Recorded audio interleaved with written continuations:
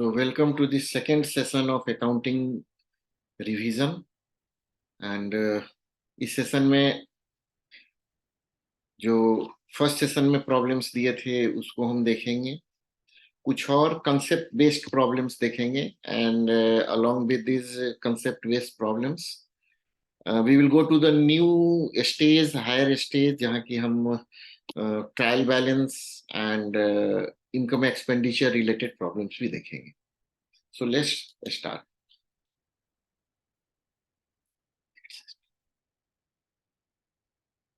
Yeah, this was the first problem. If anybody have attempted, one person, please बताइए कैसे होगा? How we will calculate the inventory consumed? Sir, it is opening stock plus purchases minus closing stock. Perfect. So this is plus and this is minus. So how much total will be? It is 1,50,000, sir. How much? Sorry. 6,50,000. 6,50,000. 6,50,000. 6,50,000. Very simple. ठीक है. कोई doubt यहाँ किसी को?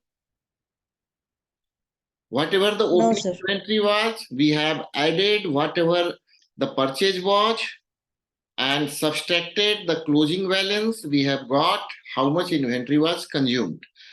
The basic formula is opening inventory plus purchase is equal to consumed inventory plus closing balance. So this is just out of those four figures, four variables, one is absent, and after adjusting the equation, we have come to this conclusion, this result. Next. Anybody? Anybody? Sir, contract जो है वो asset side of sir balance sheet. हाँ, asset side of balance sheet.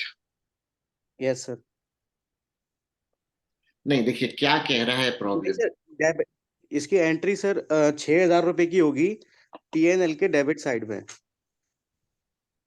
अच्छा, जो contract है वो because वो contract है वो 3 महीने चला था, जनवरी फरवरी मार्च, तो हम 3 महीने की वैल्यू निकालेंगे उसमें. That's right, 6,000 rupees and balance. और rest of amount balance sheet asset में लगाएंगे सर. एसेट में where? Fix asset. Current asset. Current asset asset. मत बोलिए ना, exact. Give me the exact answer. Asset में where? Prepaid credit side. Prepaid expenses. So be clear concept wise. Okay. So this is your amount, 24,000 rupees. This 24,000 rupees have two divisions. 6,000 rupees. This will be DR. This will be DR2. Profit and loss. Yeah. Profit and loss. Profit and loss. And 18,000. Rest amount and 20,000. Prepaid advance. 18,000 rupees. Credit to Prepaid. ठीक है. Credit to prepaid. Correct? Sir prepaid expense होगा ना? Prepaid expense होता है, हमेशा prepaid advance नहीं होता है. प्रीपेड और advance, there are two similar adjectives cannot be together. No? This is not something very, very good. So prepaid expense, the expense which you have prepaid, paid in whether advance. it is prepaid or whether it is prepaid or paid हो advance. चुका है. हाँ. Okay. Advance अलग है sir. Pardon? Hello. नहीं sir, आगे बढ़ते हैं. आगे सर, ठीक है सर. ओके. Next NPS. एक प्रैक्टिकल एग्जांपल है एनपीएस. 20,000 का कंट्रीब्यूशन उसका हमने डिडक्ट कर लिया है. 20,000 we have already deducted. ठीक है. This 20,000 we have already deducted and 28,000 implies contribution पे करना है उसको, तो how will this be reflected?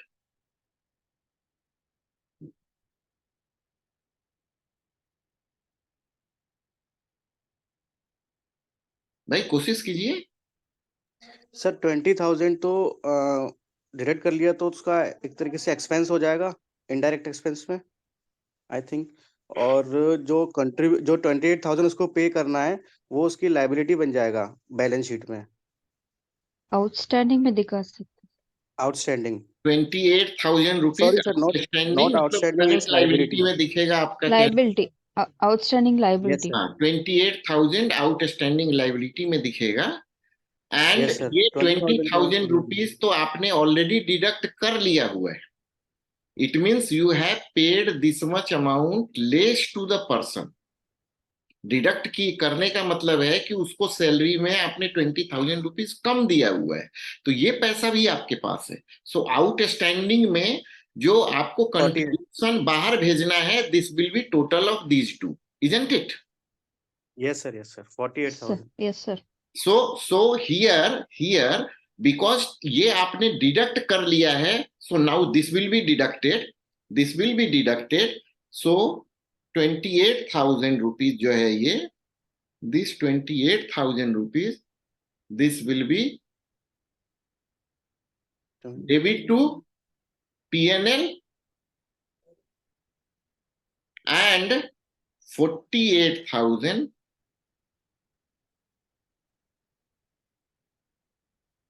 current, sorry, हाँ, current liability, ठीक है?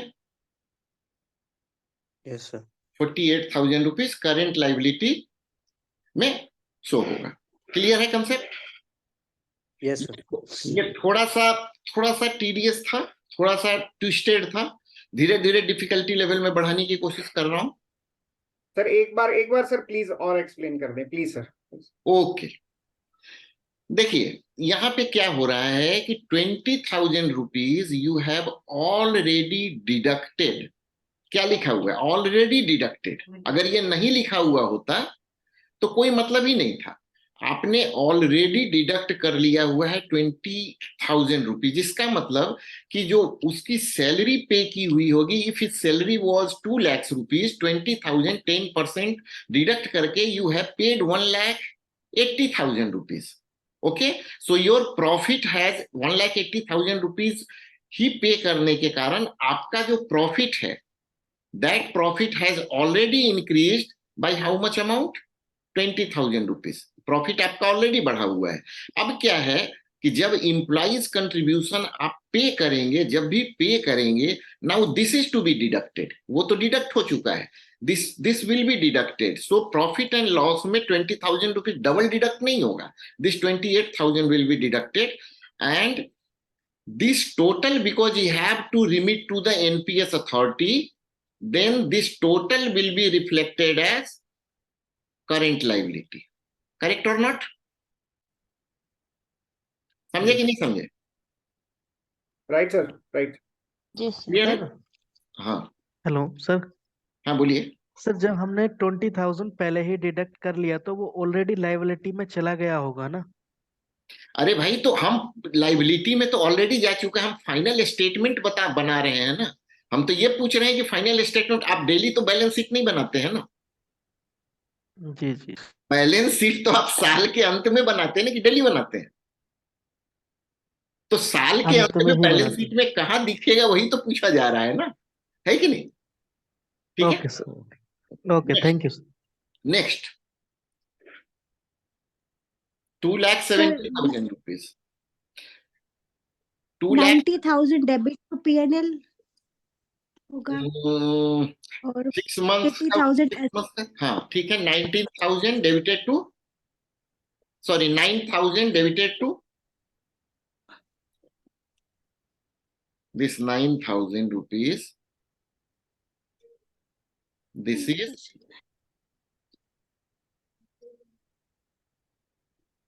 debited to PL, ठीक है? And balance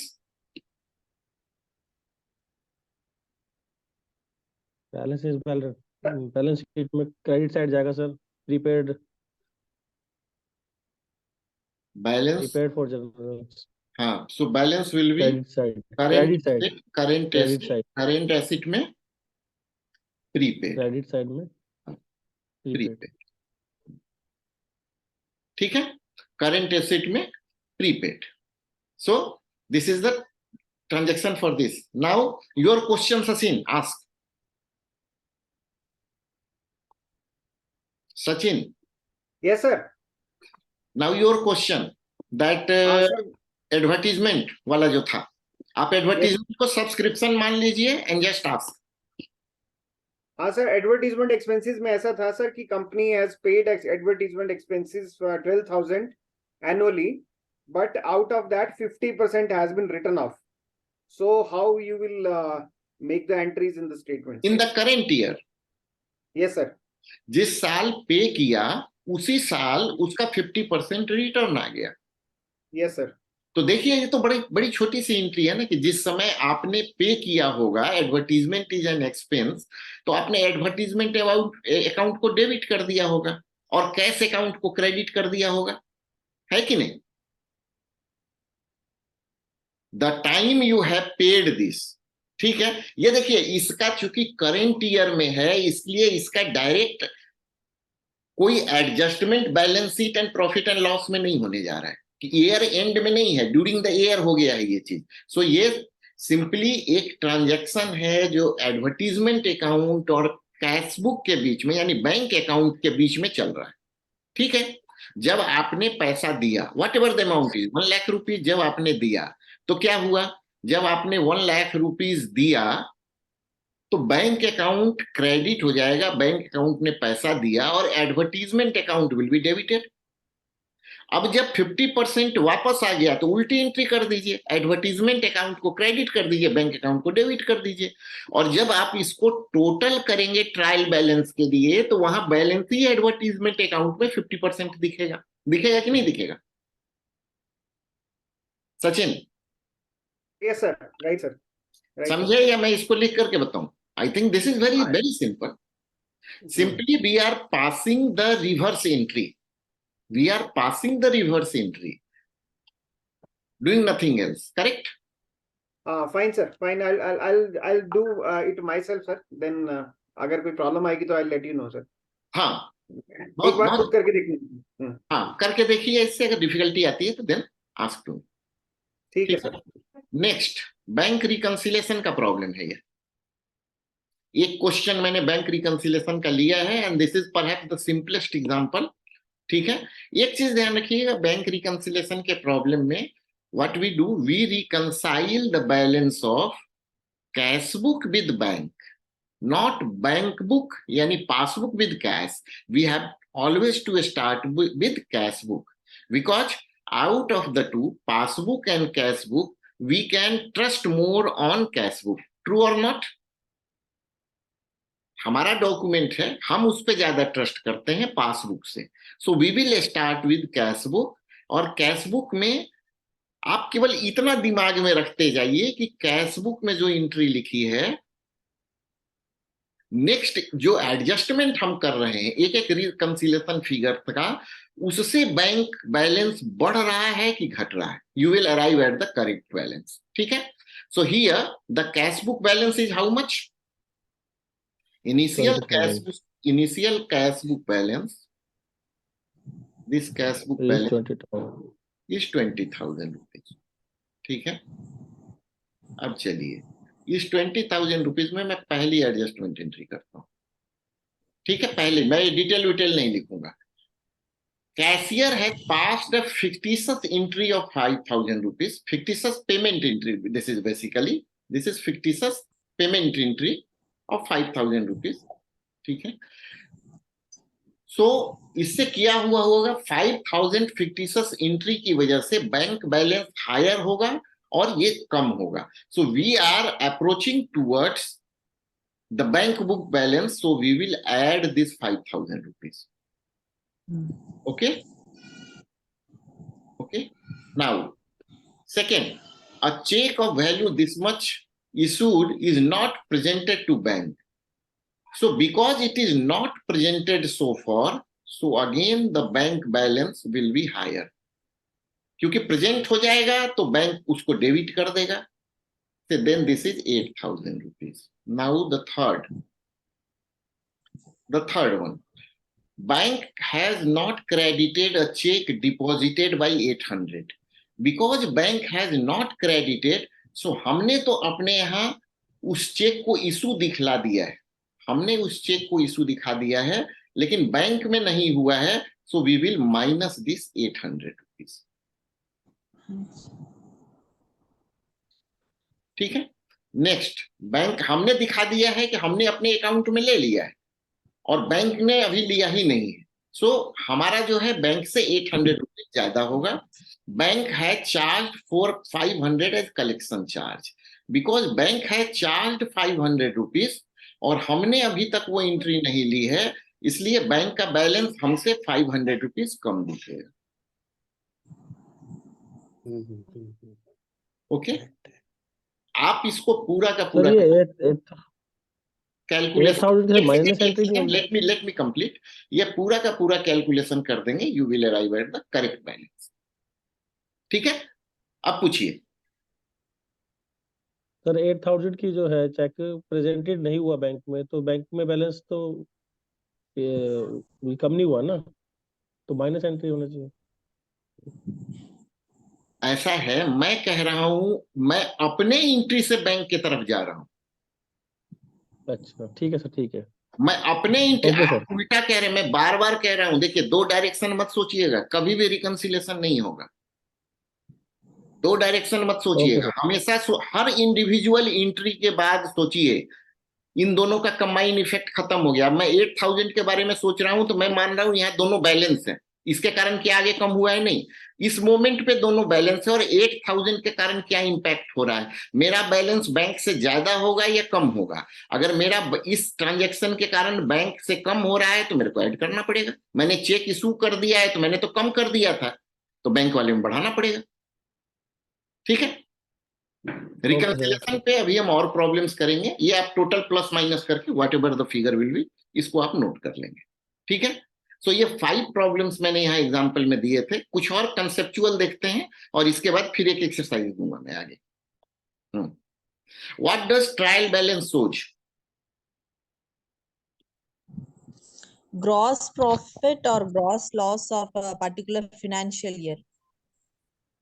That is No, sir. trading Trading account. balance. This is trial balance. Oh, sorry. It shows the balances of ledger accounts, sir. Each ledgers. Debit and credit ledger. हाँ, correct. Arithmetic accuracy of posting. सही में मेरा बताना purpose ये है. Arithmetic accuracy of posting. What does it mean? If one transaction is totally omitted, लिया ही नहीं गया है, अगर एक ट्रांजैक्शन ना तो उसका क्रेडिट किया गया है ना debit, if you have not considered that at all, no credit and debit is there, then the account will tally. So this does not show that the account is correct. This simply shows that for each credit you have considered a debit, and for each debit you have considered a credit. Clear? So this simply shows. This is a summary balance which shows that for each credit there is a debit and for each debit there is a credit. But if a transaction is totally omitted or there is error of principle, जो मैंने अभी बताया है, then this will not be detected. So ये केवल arithmetic accuracy बताता है. Okay. Closing stock reflected in trial balance is taken in. कहाँ लेते हैं क्लोजिंग स्टॉक को? Trading account and trading account. Current credit asset. side and trading current account only में balance sheet asset side बस. हाँ, asset side में as क्या लेते हैं? स्टॉक है. Adjusted closing stock, sir. Exactly inventory. ठीक है. बैलेंस शीट Opening पे stock, जाता है Yes, sir. And as inventory जाता है. करेक्ट. ठीक है. विच कंसेप्ट सेज, स्टेटमेंट देखिएगा. which concept says once a company decides one method, it will treat all subsequent events of the character in the same fashion unless there is a solid reason to change the same. Matching concept, sir. Consistency. Consistency. You have to be consistent. नाम उसका बताता है. It name itself suggests that you have to be consistent in treating a transaction in the same circumstances. ठीक है? Consistency. Which concept says recognition of revenue requires better evidence than recognition of expense. Objective evidence concept. Realization. Conservatism. Oh. Okay? Conservatism. Sir point number 2 में हाँ please. Point number 2 में जब closing stock जब trial balance में दिखाए और जब closing stock को एडजस्टमेंट की तरह दिखाए, दोनों में अलग अलग ट्रीट होगा ना? Yes sir, actually trial balance में जब भी दिखाते हैं तो उसे तो हम ट्रेडिंग अकाउंट में लेते हैं ना. भाई आप ट्रेडिंग अकाउंट लेंगी मैडम, तो trading account is a part of profit and loss account, isn't it? लेकिन वो करेंट एसेट में भी तो जाएगा. अब मैडम का सवाल कि उसको जो ट्रेडिंग अकाउंट में हम दिखाते हैं, क्लोजिंग बैलेंस में भी दिखा सकते हैं, नीचे लिखा हुआ भी स्टेटमेंट आता है उसका, तो नीचे लिखा हुआ जो स्टेटमेंट आता है वो भी जाएगा, क्लोजिंग बैलेंस भी जाएगा. है तो वो रियली क्लोजिंग स्टॉक ही ना. ओके सर, सेम ट्रीटमेंट होगा ना? एग्जैक्टली, है तो क्लोजिंग स्टॉक, आप उसको कहीं भी लिख लीजिए. ठीक है, ओके सर. ये 2 हो गए. हाँ, अब एक और आगे बढ़ जाए. Depreciation is not calculated on these assets. This नहीं, this is a group of assets. In assets पे depreciation नहीं calculate होता है. कौन से assets? On current assets. Goodwill, patent, fictitious और current assets. भाई गुडविल, पेटेंट ये तो नॉन टेंजेबल हो गए सारे के सारे. intangible assets. आप टेंजेबल में बताइए. नॉन टेंजेबल तो क्लियर है, नॉन टेंजेबल पे डेप्रिसिएशन नहीं होता है. टेंजेबल पे कुछ है? टेंजेबल में लैंड पे सर, लैंड अच्छा, live stock, animal, furniture, picture, land, plant, animal. भाई जिस पे डेप्रिसिएशन होगा उसी पे डेप्रिसिएशन लेंगे. प्लांट का डेप्रिसिएशन नहीं होता है. प्लांट तो बड़ा हो रहा है ना, मेच्योर हो रहा है, वो तो रेवेन्यू दे देगा. Similarly animal will reproduce.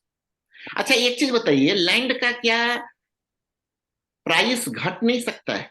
मैं जस्ट एक इंटरेस्टिंग एविडेंस बताता हूं. मैं लैंड पे डेप्रिसिएशन हो सकता है या नहीं हो सकता? इम्पॉसिबल है. हो भी सकता है, हो सकता है. सर बिकॉज इफ गवर्नमेंट ने अगर कोई ऐसी पॉलिसी बना दी कि उस लैंड के आसपास का एरिया कुछ परफेक्ट. हाँ जी सर. अगर माइनिंग एरिया आपके नजदीक में डिक्लेयर हो जाए तो लैंड का प्राइस डाउन चला जाएगा. देन वहां डेप्रिसिएशन तो होता नहीं है. प्राइस को कैसे एडजस्ट करेंगे? Anybody?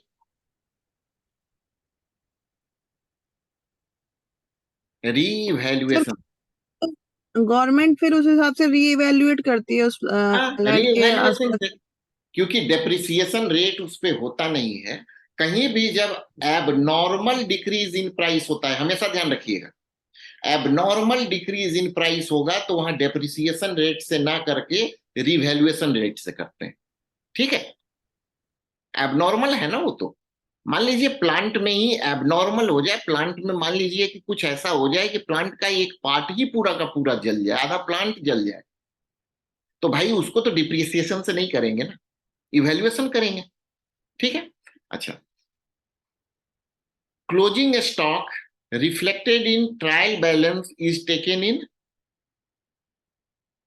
Profit and loss. Sorry, ये तो सेम है, सॉरी सेम है. ठीक है. हाँ, विच सेम क्वेश्चंस रिपीट हो गए हैं. सेम क्वेश्चन रिपीट हो गए हैं.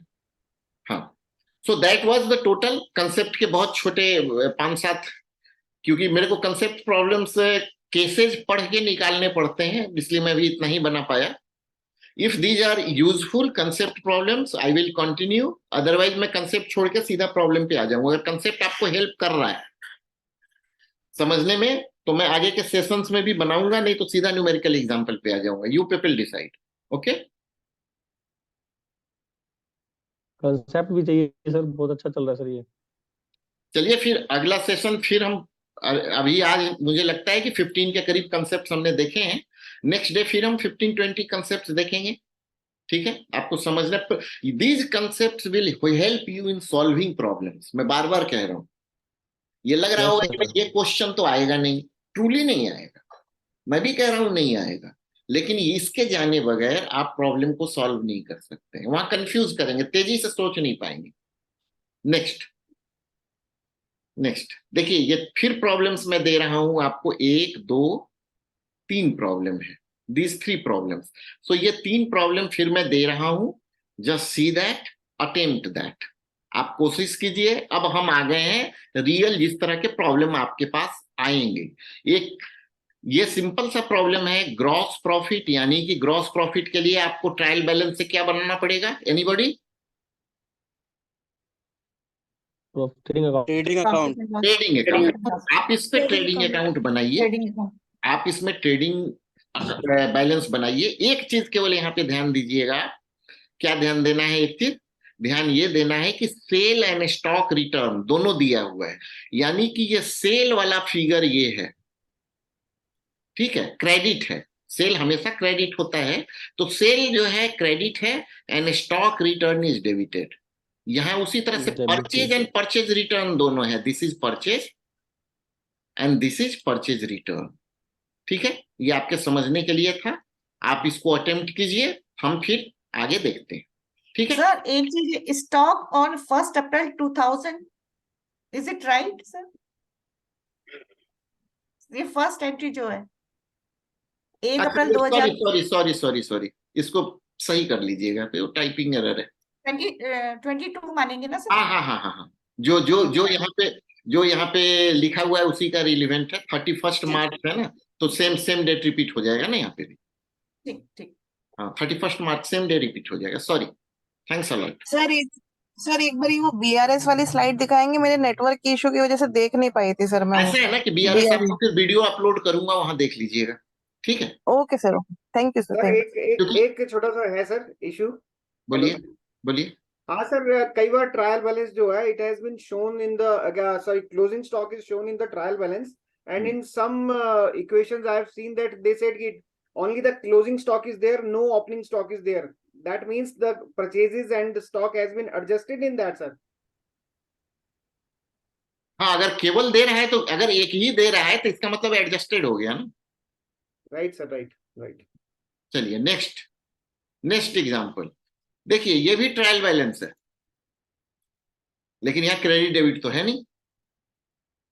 आपसे पूछा जा रहा है find total of trial balance, total of this and total of this, total of trial balance, दोनों टैली भी होना चाहिए ना।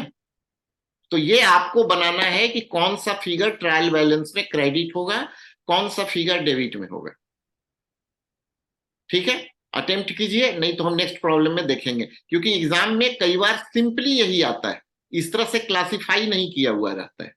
तब आपको क्लासिफाई भी करना है कि भाई सेल का जो फिगर है, इस सेल के फिगर को हम क्रेडिट में ले जाएं, सेल रिटर्न के फिगर को डेबिट में लें, उसी तरह से परचेज में जस्ट उल्टा ट्रीट करेंगे।